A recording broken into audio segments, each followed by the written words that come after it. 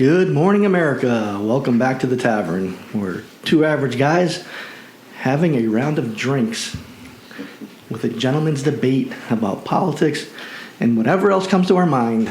Okay, it's our tavern. We're happy to be here, and we have our drinks in hand. So sit back and relax and join us in the conversation. Also, check us out on Facebook, United States Constitutional Group, and our webpage is fedupwithpolitics.com. We also have a Meet at the Tavern merchandise store. It's up and running. You can find that on our website too. If you're a veteran or support a veteran, we have lots of things for you and the ones you love. So stop by and give it a look. And we always want your feedback. You can email us at uscg20211@aol.com. But before we get into our topic today, there's two things I want to mention. I was scrolling through Facebook and I came across a Black Lives Matter out of Utah Facebook page. Now, I don't know if this is true, and I didn't have time to research it, but it stood out to me. It talked about the American flag, and if you display it in your front yard, people think you're a racist. They didn't say why it's racist. American people, black, white, male, female, Asian, have fought for that flag. They've died for that flag. But they've offered no solutions or even why or how that flag is racist. I don't believe this younger generation really understands what that American flag stands for. They just jump on a bandwagon and they believe what the media says, and that's what they run with, and they think you're a racist. That flag is not racist. There are certain people that are racist in our society. We can't change that. What we can change is change ourselves, respect each other, help each other out. The United States of America flag is not the divided States of America. It's the United States. I think last week... You know what? If they knew the Pledge of Allegiance, they'd understand that. I think last week we gave a pretty good history of what the American flag is and stands for. And if you haven't, go back and listen to it, because that flag isn't racist. So, Jack, before we get into the nuts and bolts of what we want to talk about today, I thought we'd do something different. As you can see, we got a new setup here. And today we got, Jack Jr. is always here with us. And Mike is here too. But we have my friend James from New York. We spent 22 years in jail together. And he's from New York, so he knows what the liberal people do. They were on the good side of the bars, though. Yes. Thank God. So I figure we can let them join in things. And maybe they can ask us a couple questions about why they decided to join our group and what they think about our podcast and whatever other questions they want. So instead of you and I asking a debate question today, figure we'd let them do it. So if you guys are up to it, Mike, James, you want to start us off? Who wants to start? Go ahead. Hi, I'm Mike. I believe this podcast will be very important because I don't think our younger generation questions our government. James? Well, coming from New York, as you two are both from New York as well, I don't know, New York's different. That's why I like it down here in the South. Everybody's pretty laid back and it's nice, but here it is posted on Facebook. Somebody posts, Cuomo declares gun violence disaster emergency. New York City freed 3,345 gun criminals in the year 2020. What is that all about? Seriously. Are you going to keep blaming the gun manufacturers? Or are you going to blame yourselves for letting all these criminals out on the streets and doing harm to innocent people? What's going on? Can somebody explain that? Well, I'd like to take a little stab at that because I'd like the socialist side of our government to explain how many gun manufacturers have committed a murder. So they want to replace these 5,000 gun offenders out of jail in 2020 and place these manufacturers in there instead. So your regular gun owner, they go through processes. I mean, it's they invest in an instrument, a gun, and when they invest in it, they also invest in lessons and training on how to operate this investment that they got. They go to the range, they go hunting, they go to events, shooting events for target practice. My sister Margaret and Harry go to them all over the country, Western style. But the violent criminals that they let out, how much training do they have in weaponry? I don't know what that was. That was a computer. But, how many hours at the range do they spend? How many days of loading and unloading and cleaning and prepping? And how much investment did they put into these weapons? These are illegal weapons that they get a hold of. They're modified triggers, modified serial numbers, modified ammunition. They don't even know what ammunition fits in which gun. A lot of times that's how you get through a shooting as a police officer, is their weapon will misfire because they don't tend to the weapon. It's an instrument to them of violence. It's a way for them to get their product out on the street, whether it be drugs or money out of you by robbing you. So there's no care in it. And if that doesn't work, they drop it and get another one. So again, the ignorance of Cuomo, and I believe his brother Chris Cuomo, being from New York, we know what bullies are. Bullies are bags of wind they're all show and no stay, and deep inside, they're all Fredo. Yeah, I'm surprised. Well, I'm not surprised, but they should have impeached Cuomo. But the Democrats, they're coming for our guns, folks. They're coming after our Second Amendment rights. They already got 2 of them off the street, the couple in Missouri. They had to surrender their weapons. They pleaded guilty. So they're coming for us if we don't wake up. Mike, you got anything? I believe our politicians are cowards. The only way they could get their agendas through, and believe me folks, it's not a good agenda, is by getting these guns out of people's hands. Your gun is registered. They know who has them. They'll be knocking on their doors. They'll be getting them. Our leaders are cowards. With the coronavirus, with guns, with everything, they are cowards. Yeah, you said you had something on the coronavirus you wanted to bring up? Not to belittle the deaths of coronavirus, but my brother Mike is 100% right on this one. Coronavirus has taken 600,000 lives. We think. And that's horrible. And I think most of them are because of these horrible leaders and their decisions. Their decisions, not our decisions. They didn't even ask us what we believed. But I feel it's funny. The raid on the Capitol, when that happened, they were so afraid that they put a fence around the building with the National Guard pointing their guns towards us. If this virus was as deadly as they told us it was, I believe they are so scared that they would have had a hazmat suit on, locked in their Capitol building with their family to protect them. Being that a lot of them got their hair done without their masks, they went into restaurants that were supposed to be closed without their masks, they went to closed beaches without their mask. I'm thinking that these cowards knew that it wasn't as deadly as they were trying to make it out to be.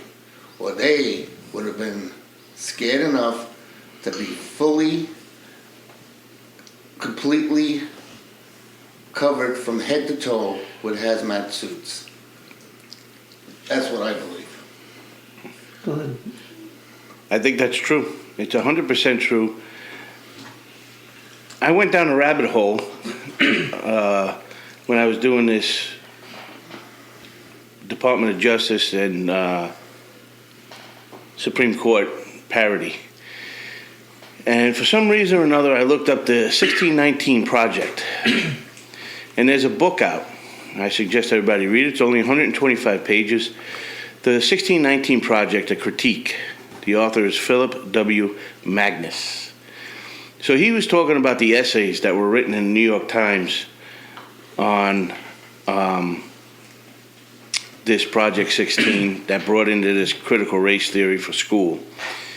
And this guy looked up, there was Mr. Batiste wrote a book called The Half Has Never Been Told about slavery, and the editor was one of the prime authors of this critical race theory, Nicole Hannah Jones.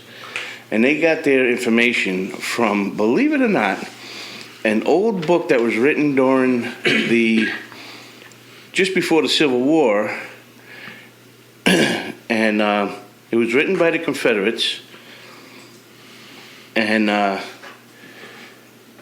so the Democrats, from 1859 to 61, there was a Senator Louis T. Wigfall. He was a Democrat, because they were all that way, and then he was in the Confederate states. He was known as a fire-eater advocate for slavery. And he was believed in the aristocratic agricultural society based on slave labor. And this is the problem with the Democrats back then and today. They believe in different societies. These guys were the aristocrats of farming.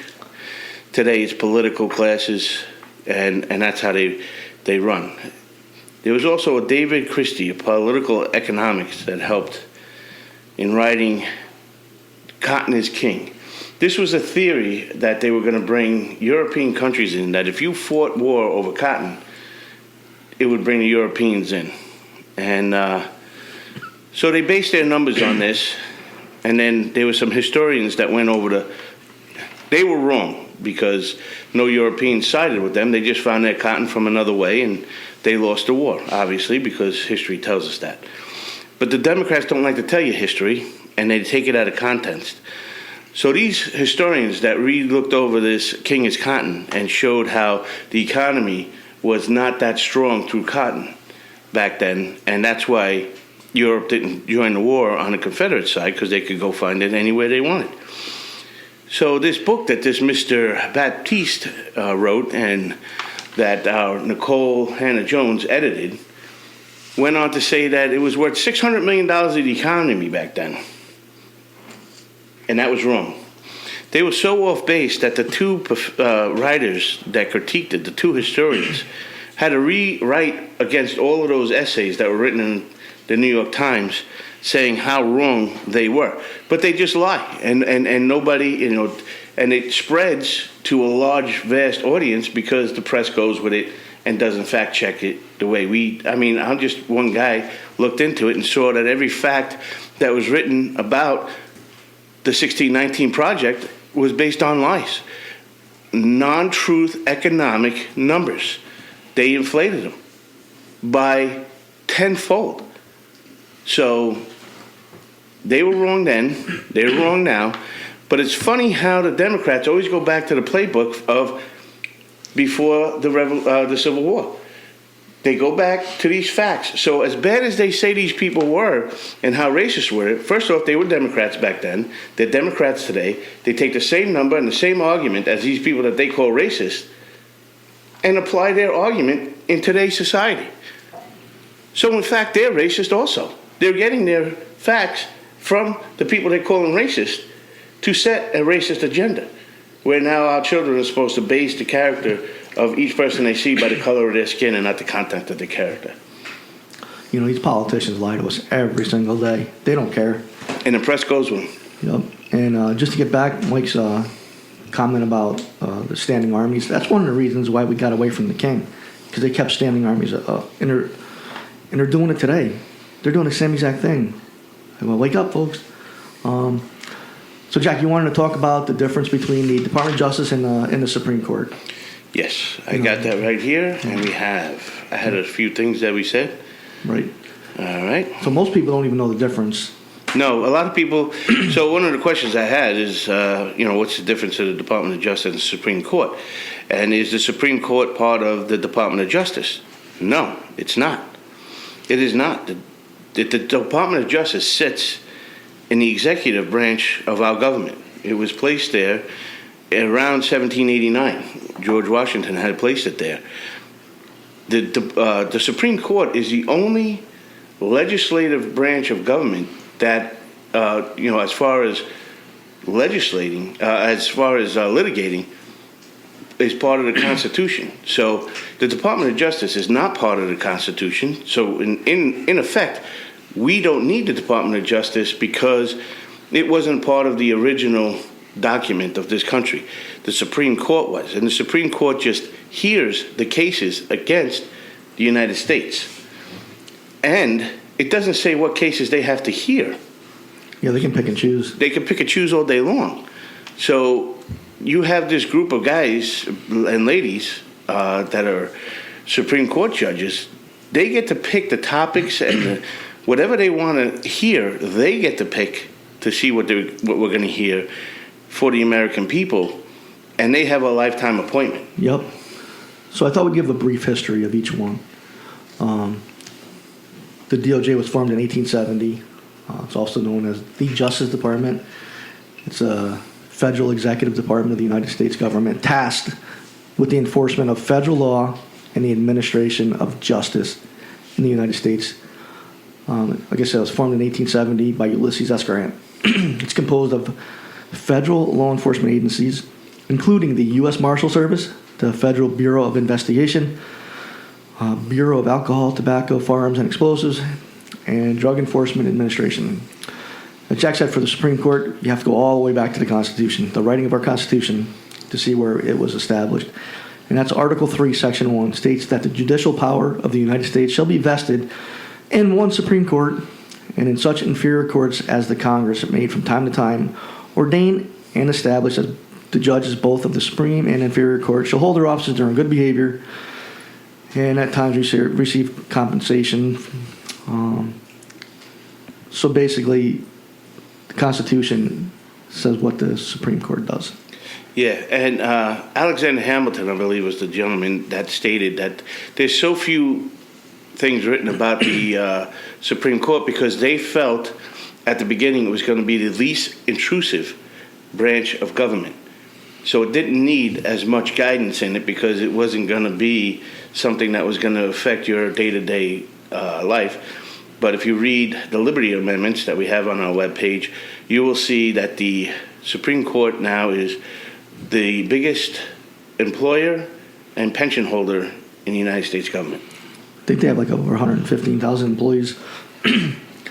But the Department of Justice is part of the executive branch, while the Supreme Court is part of the judicial branch. So they're two separate entities, like Jack said. Yeah. And the Department of Justice is the world's largest law office. It employs more than 9,200 attorneys. And their mission is to enforce the law and defend the interests of the United States according to that law, to ensure public safety against threats, foreign and domestic, to provide federal leadership in preventing and controlling crime, to seek just punishment for those guilty of unlawful behavior, and to ensure fair and impartial administration of justice for all Americans. Not some Americans, all Americans. The Supreme Court, they're the highest court in the federal government. They have final say. Yeah, well, they were originally, the Supreme Court has originally jurisdiction cases affecting ambassadors, other public ministers and councils, and those in which a state is a party.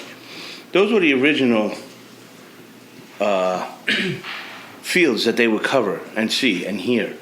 And as we all know, now it affects everything. I mean, they hear what children are going to learn in school. They hear what children are going to eat. They hear on how much you're going to get paid, how much sick time you're allowed, how many hours a week you're allowed to work. I mean, it has become a part of everybody's life all day long, every day. What these people rule on in their courts affects you every day. You know, the Attorney General, he reports to the President, and he's head of the DOJ. Their primary duty is the U.S. Constitution, the rule of law and enforcement. Over the last year, we've had a severe breakdown in the rule of law. We have to get it back. The Department of Justice tries the cases, and the Supreme Court hears them, and they render a decision. But like Jack said, they get to pick and choose which case they want to hear. So if they don't think it's relevant to them, they're not going to look at it. They don't. It's kind of funny that they can do that. Well, people say that it literally has right here what they're supposed to hear, but they don't hear. No. They don't do it.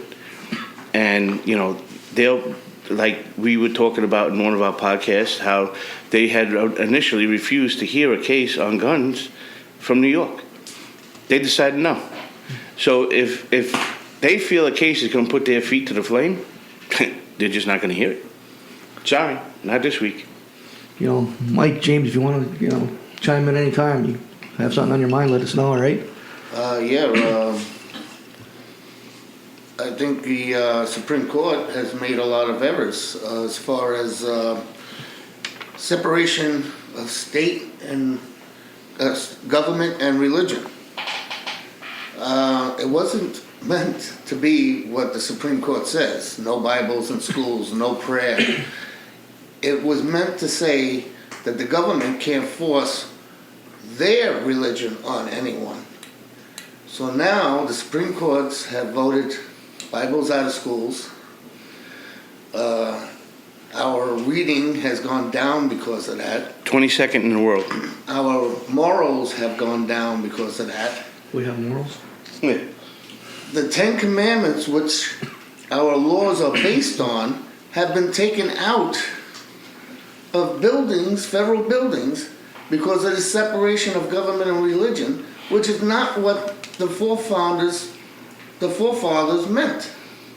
It meant they can't force their religion on us. Not to take religion out of our schools and governments and laws. The Attorney General, there's one Attorney General in every single state. And James, he's the one that's full-time in New York, so he knows more. How do you think the Attorney General is doing with the Cuomo investigation? That's an interesting question, Dennis. I strongly believe in what you hear from other people as well, is that the Attorney General just comes out all tough against the Cuomo administration. But it sure seems like they're dragging their heels on this situation. If I would have to guess, I would say they're going to wait until he's up for re-election and maybe do something then, or just let Cuomo fizzle out and put the last nail in his own coffin. Hey, there is someone running against him, though. Lee Zeldin. Lee Zeldin and also Andrew Giuliani. Really? I didn't hear that one. Yeah, his son's running against him too. Well, hopefully... Yeah, he used to be a commentator for Newsmax, and he had to surrender that spot because he's running for governor of New York. I hope the residents of New York, throw this guy out of office. Well, the straw that broke the camel's back with him was with the raid on his father. Right. And then they don't take Hunter Biden's computer, they just take Rudy Giuliani's. Here's a little fact. So I took all week to read through this, and the Department of Justice is so big that at the end of the week, I ran out of time and only got up to 1973. So the Department of Justice now covers, first and foremost, the Attorney General. All right, we went over that. And then the U.S. Marshals came in. And then the Office of the Assistant Attorney General, because it got so big back in 1850 that they had to put an assistant in there. The Justice Department became the authority of civil claims in 1855. 1870, the creation of the U.S. Department of Justice, Civil Rights and Enforcement. That took 2 years to get into effect. The Office of Solicitor Generals, 1870. Antitrust Division, Federal Prison System. Here's the joke. FBI, 1908, came into effect. Public Lands Division, 1909. 1934, Tax Division. Tax Legislative. 1950, Special Group on Organized Crime and Interstate Commerce came into effect. 1953, the Executive Order for the U.S. Attorney. It was a liaison for the attorney throughout the 50 states. Colombia, Guam, Marian Islands, Puerto Rico, and the U.S. Virgin Islands. That way he can talk with all of these people. 1970. 1970 was interesting. It was the pollution control sector. Unfortunately, back then, here's a perfect example how the bureaucracies make the laws and not our representatives anymore. 1970, they got the pollution control section, part of the Attorney General's office. Unfortunately, all the crimes back then were just considered misdemeanors, so they didn't really act on them until they invented the Environmental Protection Agency, which made all kinds of laws, and that is super felonies, and you could spend your life in jail now. And then in 72 is part of the ATF and National Gun Tracing Center. And in 1973, which is where I left off, the DEA was in. So you have all of these agencies run out of the mother agency of the Department of Justice. So how can you keep track of what's going on? I mean, you have so many towns of this one building. How can anybody keep track of what these people do? Nobody knows. This is just a money hole. For instance, when the DEA was invested, or first were done, they had 1,500 members and a $73 million budget. And now today it's up to 5,000 agents and the budget's in the billions. You know, a great book to read about a lot of Supreme Court cases is the Constitution, its origins and development. There are so many cases that they mention in there, and it brings us back from the Revolution up until 1960s. I mean, did you end up finishing the book? No, but I know chapter 22 was very interesting because that was the first beginning of real socialism. Yep. With President Theodore Roosevelt, and that's when he brought in this federal police department known as the FBI, which had one man run it for over 40 years. Yep. Until he died in his sleep. So we mentioned the Attorney General, and I think everyone should know our Attorney General is, you know, our state, county, municipal, all our elected representatives. We should know them. All right. Our current Attorney General is Merrick Garland. He was officially sworn in as our 86th Attorney General on March 11th, 2021. As a chief law enforcement officer and a career public servant, he leads the Department of Justice. We said it earlier, 115,000 employees, supposed to be dedicated to the fair and impartial administration of justice on behalf of the American people. But he's openly said he's probably going to come after your guns. In 1989, he took a job as an assistant United States attorney in the District of Columbia. He actually supervised the prosecution of Timothy McVeigh for the Oklahoma City bombings in 1995. And the Unabomber, Ted Kaczynski, and President Bill Clinton appointed Garland to the U.S. Court of Appeals for the District of Columbia in 1997. And he became the chief judge in 2013. As a justice, he has been known as both smart and centrist, but the New York Times notes that while he is known as a centrist or a moderate liberal in most cases, in most areas, his rulings suggest that he could be more of a center-right justice in matters of all criminal law. I don't see that. Well, unfortunately, anything that's tied to the executive branch of this country right now, nobody knows who's leading. Because it certainly isn't Joe Biden, and it's certainly not Kamala Harris. They're two completely inept, incapable human beings to run. I wouldn't leave my pet to watch them for a week while I went on vacation. They would probably mess that up. The Joker and the Giggler. Yeah, yeah, the Joker and the Giggler, right. So I don't care what your standings are. If you're a part of that executive branch of the government now, somebody else is telling you what to do, how to do it, and when to do it. Jim, where's your Trump hat? So it's over at my house. That's an interesting subject you guys are on too. Not so much switching gears, but with the former Attorney General, Dennis Jack, do you believe that former Attorney General William Barr turned his back on President Trump? I do. I think what happened when they realized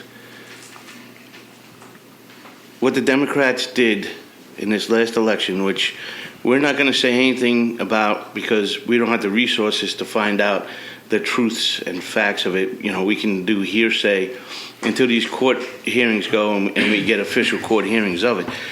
It's obvious, Dennis went over the numbers. It's impossible for that many people to have voted in 2020 because it is more than the actual Americans that were eligible to vote. So there's a number problem. We already went through that. There was more people voted that were allowed to vote. That we do know for a fact. That's their numbers. And 18 and older eligible voters don't equal up to that same number in both parties, Democrat and Republican. So I think a lot, Lindsey Graham was one of them. There was a few of them that had tried to jump back onto the old Republican Party thinking that Trump was done and washed up, and I think Barr was one of them. I think he said, oh boy, I don't want to be getting my apartment raided and taking my computers. I'm siding with the other side because they're bigger and stronger. Yeah, I think. And now he wrote a book, and he'll make millions. Yeah, I think they did Trump a disservice. I They think did the country a disservice. that too. This was a grassroots. The people believed in it. Over 70 million people, probably closer to 80 million people, were willing to vote for this man, and they turned their back on us. I think they knew that they were in trouble if they didn't get rid of him. So, like I said, they wanted to keep their distance and get this guy out of office. And I think all political people, Republicans and Democrats, they wanted Trump out. Oh, you think they might have been afraid? Yeah, Afraid of going to Think our jail. leaders were cowards? Afraid of going to jail. These people are corrupt. Way too corrupt. I mean, it's kind of our fault for voting them in for so long. yeah, but Trump was exposing them for Right. for their the illegal acts they were doing on both sides of the aisle. And I think that's what they were afraid of. They were afraid of, hey, I'm going to get found out and I might go to jail. Yeah, I mean, the former governor of South Carolina, what was her name? Of South Carolina, Nikki Haley. Yeah, I mean, she blasted the man. I mean, he gave her the sweetest spot in the world, the U.S. ambassador. She got to hang out in Manhattan. And she just, so did our senator. But he was able to backtrack fast enough. But, Tom Rice over here voted to impeach him. There was a lot of them jumping on ship to the good old boys club. And, yeah, let's get things back to the way they were. We had read all of the bills that Tom Rice had done, and they were all for Indians that don't pay taxes. He never did anything for any of his constituents that actually vote and pay taxes and pay salary. So. And I still haven't received an email back from him. Yeah, well, I think his printer ran out of ink, I guess, maybe. I don't know. So our current makeup of the Supreme Court are 9 justices. 6 of them, they're supposed to be conservative, and 3 usually lean toward the liberal side. President Trump had the honor of nominating 3 Supreme Court justices. And I think most people out there don't even know who our justices are. I mean, so I'm going to let you know who they are. Got Amy Coney Barrett, got Neil Gorsuch, Brett Kavanaugh, Disappointment.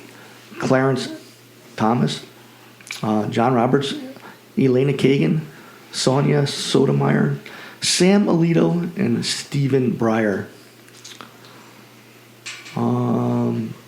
The Democrats, we go back to the Democrats, they're in a majority, and right now they don't like the makeup of the Supreme Court. and they want to add 4 more court justices. It's called court packing. It's nothing new. It's been done in the past. Is it right? No. You know, you get to nominate when you win elections and have control of the Senate. So adding justice right now, it's just morally wrong. This is why we need to stand up and say enough is enough. Anybody got anything? Yeah, President Biden didn't even agree with that, with the court stacking. Yeah, until he was told to. Exactly. You know, like we said, we don't know who's running things right now. You know, I just think people are so frustrated with all the political bickering. And I think people don't realize that we have the power to change things in America right now. I mean, things seem a little bleak right now, but we do have the power. We can change things in Washington, in our country. We just have to come together as one. I mean, we can't let our media, can't let our politicians, I mean, we have to stick together, you know? You know, we live in a place, me and my brother Mike, we live in a resort. We get to meet a lot of people all through the country. And we talk to them. And believe it or not, a lot of times the topic does run to politics, believe it or not, even while they're on vacation. And the general consensus, I feel, while I'm talking with these people, is frustration. And after they explain their frustration to me, I feel a huge burden of frustration on how little they know in these arguments or discussions, because a lot of them are arguments. It's, I like steak, yeah, me too. But they're at a loss on how it's supposed to be done. They have been trained and just taught to do what the government says to do, that they feel like there's nothing they can do about it. You know, they don't look back on, you know, we had a discussion last night, and I said, well, it's our fault we left these people in there. Oh, well. No, well, nothing. Who have you made a difference in your state? You know, and it gets them to thinking, and then I leave off with this. I don't know if any of them are picking up on our podcast, but people don't know about their own government. That's true. That's why we're here to educate them. And that's why we wanted to say today, I mean, there is a huge distinct difference between the Department of Justice and the Supreme Court. They're not taught You're right. about our government They're indoctrinated. or our history. You know, So Jack, where does it end? I mean, if they want to pack the Supreme Court with more justice, where does it end? Is it just going to be 4 more far left radical Supreme Court, or you know? And I mean, to me, there has to be a balance there, and right now there is no balance. Well, I think the problem is right now is people have to understand critically, to me, my personal opinion, I think Dennis shares it, these next 2 elections are the teetering point of peaceful negotiation, hear our voice, put in the people we want in the midterm and the presidential election. 2022 and 2024, if the people are able to get what they want through, we can get back on track, so to speak. We still have a long, long way to go because, you know, we have a whole society in Washington, D.C. that thinks they're smarter than us. They think they're entitled. They think it's up to them and their opinion, and it's not. They're supposed to come back and talk to the people. You know, James Madison had said one of the biggest evils in politics is self-interest. And that's all there is in Washington, D.C. right now. And that was the biggest thing that brought us to Tom Rice, was I voted this way because I felt this. Well, it's not about you, dude. It's about us. Who did we vote for in South Carolina? You don't like what South Carolina constituents do, move to another state and become a congressman there. right. Well, it's like Pelosi during the Obama, when they wanted to push his health care through, 85% of the American people did not want it. And Pelosi said, we know what's best for you. Literally said that. Right. I remember that. Yep. So it goes back to the local people, too. I mean, If you're living in Manhattan and you elect Nadler again, if you elect AOC again, if you elect Schumer again, California, if you put Pelosi in again, Minnesota, Michigan, if you put half of that squad back in, it's your fault. This is your fault. You put these people in. You have nobody to complain about. I see a lot of people from Virginia come to where I live, and I tell them, oh, how'd you get out of Virginia? I didn't think you guys were allowed to leave that state without paperwork, because the entire state, federal and local level, is all Democrat. This critical race theory, home base is Virginia. So Jim, you said, when does it change? When do we put an end to it? We have to get people involved. I'm going to give you a good example, because most people are quiet. They don't want to cause a stir, anything. And I used to be like that. I used to stay in the background and just take whatever life throws at us. We can't do that anymore. We have to take the initiative. Like Jack likes to say, we need to get away from that idiot box, the TV, because the media is just as bad as the politicians. And these congressional hacks,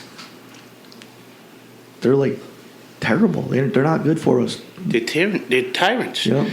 We are living in the government of tyranny right now, which is what this country was built on in 1776. They wrote a document on what kind of government should be governing us. And that type of government that's supposed to be governing us is not in existence right now. Again, you look at, that Constitution was written to keep government out of your life.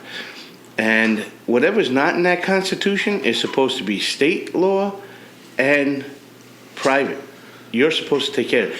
I mean, I went through this Department of Justice up to 1973 with all of these branches of the Department of Justice should not exist. They should be on the state level. All of these things. All of this should be on a state level, not on the federal level. There should not be 150,000 employees of the Department of Justice to operate the legal end of this country. Shouldn't be. They should not be ruling and running the law of every aspect of your life. We have to educate people about politics. And I think we have an awesome thing right here. I mean, this podcast, we're trying our best. And these politicians, they know most of us don't care about anything. We're just going to follow whoever, But, and then complain about them. Yep. So we have to stop that. Like we always say, knowledge is power. I mean, we need to fight. We can't do it alone. We all need to stand together. I think Dennis came up with a good idea, and I think it's helping. Because when I'm in the pool or walking here or hanging out at the beach or wherever I'm at and these conversations come, I say, look us up. Where at? fedupwithpolitics.com. It's something that sticks in their head. We changed the name of it from USCG National 2021 to Fed Up with Politics. So they could take that and put it in their head if they want to, if they're really interested, if they're truly interested in it. Again, you look at this, 1934, tax division. We already had the IRS. Why did we need a tax division on top of that? And I again, remember, every one of these branches of the Department of Justice is not there to help you. It's to hurt you. It's to regulate you. It's to pass laws against you.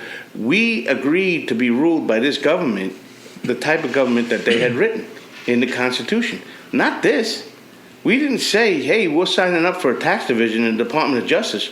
For what means? What's the end of the means? The end of the means is to hurt a U.S. citizen in the end. You mentioned about the midterm elections coming up. 2022, it'll be here before we know it. We have a lot of work cut out for us. So if we don't educate people, who's going to do it? I mean, everybody's got their own agenda. But our agenda is to get people elected that are constitutionalists, that believe in the Constitution, that realize we the people hold the power to elect them, to represent us. That should be an honor. It should be an honor. They should say thank you for voting for me. Yeah, not goodbye. Yep. Because that's what they say. After you get them elected, they say goodbye. The only time I'm you going hear to from DC. them. Yep. The only time you hear from them is election time. And if you, like you said, if you email them, nothing. You don't get anything back. When you have somebody running for a federal spot, start off like this. Ask them, what's Article 1 in the Constitution? If they give you one, goodbye, you're not my guy. You're not the one that's going to represent me. You don't even know what Article 1 is. Article 1 is literally what he's running for. Mm-hmm. Article 1 is all about the representatives and the senates. And if they don't know Article 1, well, then they haven't read past the preamble. You know, we need to get average, ordinary citizens like us involved in their local committees. You know, Republican, Democrat, Conservative, Independent, doesn't matter. People across every political spectrum are frustrated. So we need to take these committees. Just because you're a Democrat or Republican just means we have different points of view. And that's what makes America great, you know. But we need to get in there, take over these Republican committees, the Democratic committees, and start saying, you're going to do stuff for us because we have the power to vote you out. We can't let these career Republican committee leaders stay in power there too. Because like you said before, all they care about are their dinners that they go to in Washington, and you know, everything's paid for them. The cocktail. Yeah, I mean, if they ever send you something, they're not looking at you. That's money they have to spend. Otherwise, they don't get that money back in their office. Which we are going to do a podcast on the salaries of these guys because it's a little shocking. I'm glad you brought that up, Jack, because I've always said, you know, there used to be presidents that used to go broke after their term, bankrupt, no money left. Right. I feel these people are getting paid too much. Maybe if they make so little they might need a second job, they'll be running for the right reason because they love this country, not the money or the power. Well, not only that, though, Mike, if they had to do their job by the Constitution, there's not enough work for them to just stay in Washington, D.C. and never leave. Right. They don't have that much to do.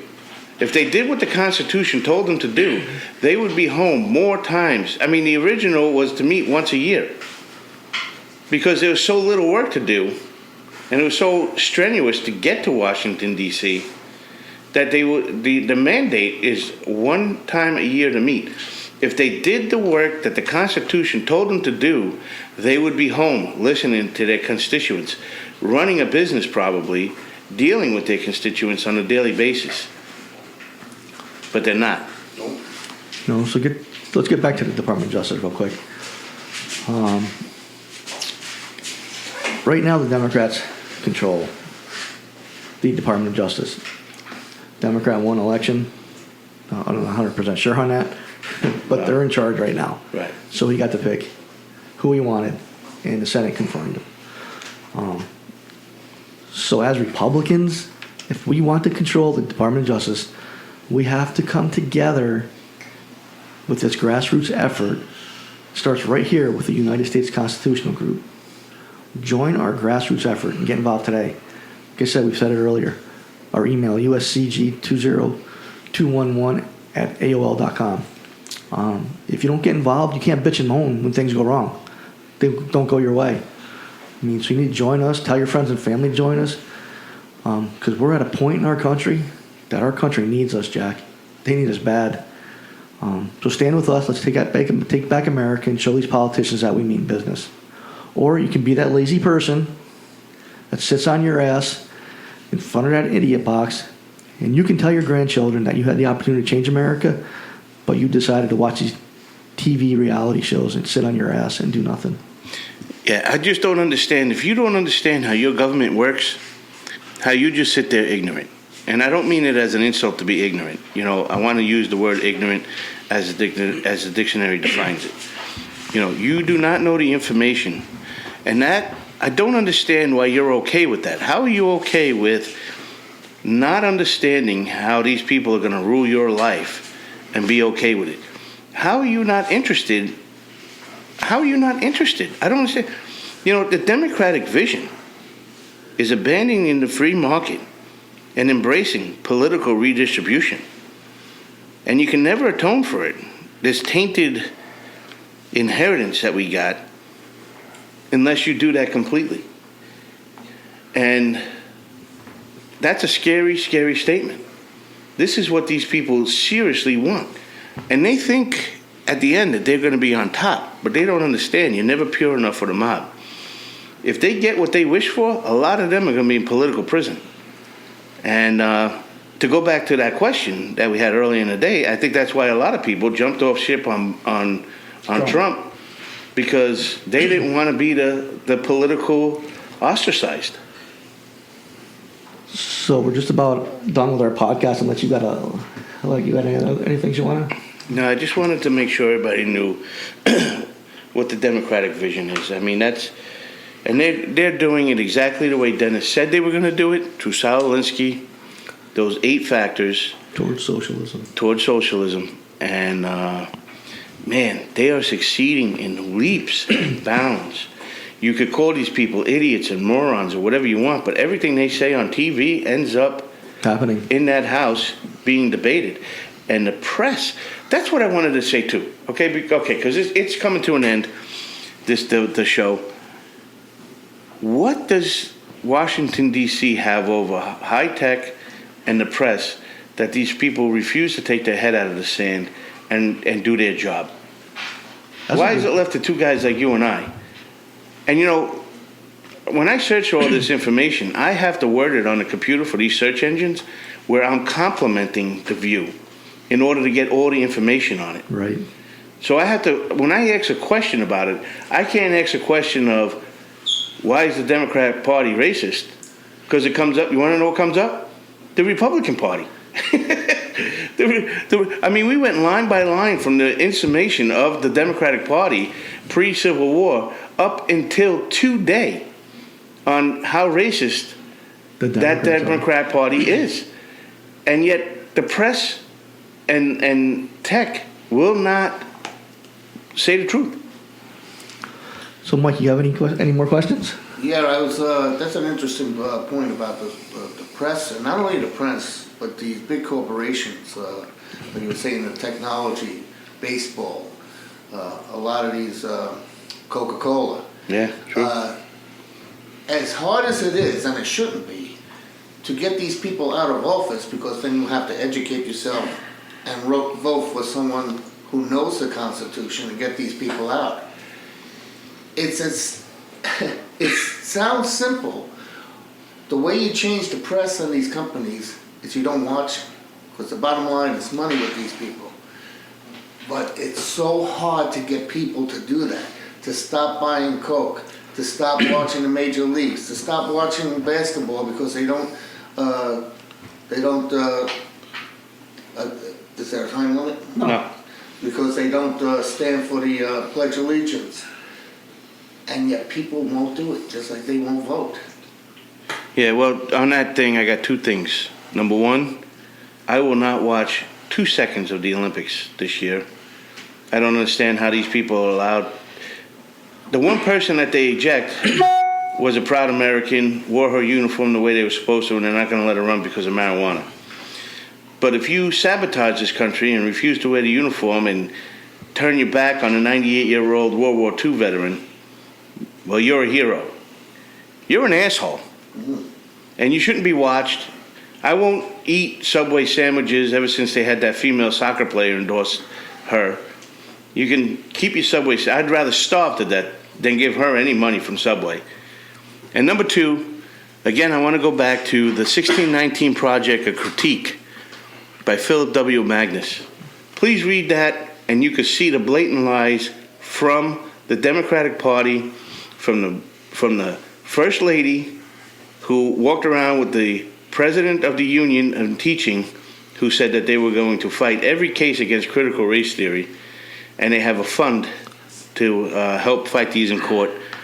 Please read that, the 1619 Project, A Critique. It's a short book, pure facts, and not only do they show the facts, but they show where these liars got their information from and how they lied about the information. So, James, you have anything you'd like to add? Just a quick statement. I'd like to thank you guys for having me on today. It's a real privilege and a pleasure. The only thing I can say is law-abiding citizens. That's what we're made of. And in today's society, there just is not to see, there doesn't seem to be a lot of law-abiding going on. The majority of people are. It's those small groups that are not, and it's killing us. And as you guys said, the media is killing us. The socialist, far radical left media is killing us. Our democratic government, I grew up as a Democrat. My father was full Democrat. He was head of the second largest union in New York State for a number of years. He knew Senator Schumer. He advised him, which way he should go, governor or senator. My father told him senator.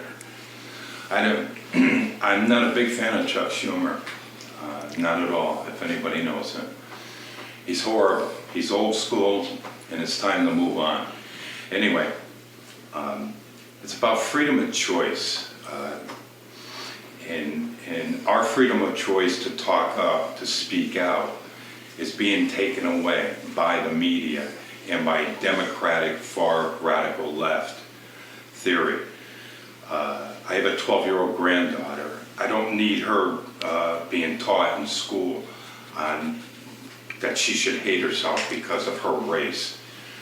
I'm getting on the vaccinations real quick. I'm vaccinated, okay? That was something I did on my own. I don't need government coming in to my home, on my doorstep, asking me if I'm vaccinated. So the only thing I can say is be true to yourself and be proud of America. And, thank your law enforcement. Have a good day. Nicely said. Thank you, Thank very you. nice.